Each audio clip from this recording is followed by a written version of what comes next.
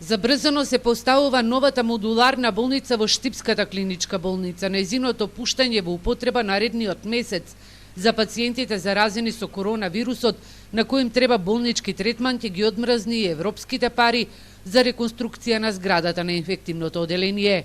По пуштањето во употреба во 80-тите години на минатиот век, во неа наредната година ќе има посериозни градежни зафати.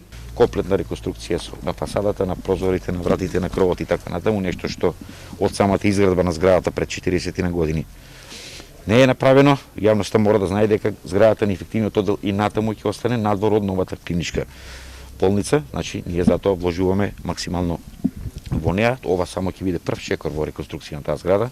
Имаме уште две етапи, тоа се пари од прекогранична соработка со Република Бугарија со средства од Европската Унија. Првата фаза од реконструкцијата со пари од фондовите на Европската Унија чини околу 200.000 евра. Фирмата е избрана и во март требаше да почне со реконструкцијата, но пандемијата изминатите 10 месеци не дозволи да се реализира проектов.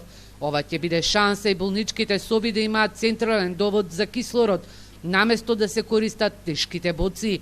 Во меѓувреме Штипскиот ковид центар го зголеми бројот на болнички кревети со адаптирање на одделот за анестезиологија за тешките пациенти. Имаме дополнителни 6 кревети стајни, тие се за интензивен третман, значи буквално 24 часовен мониторинг за исклучително тешки пациенти кои што ние ќе ги третираме овде.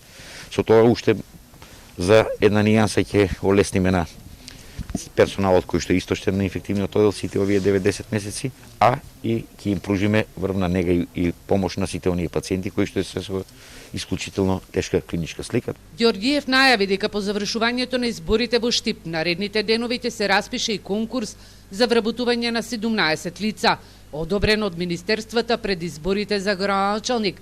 Ќе се вработуваат медицински сестри, физиотерапевти, болничари и еден стоматолог. Огласот не предвидува прием на лекари.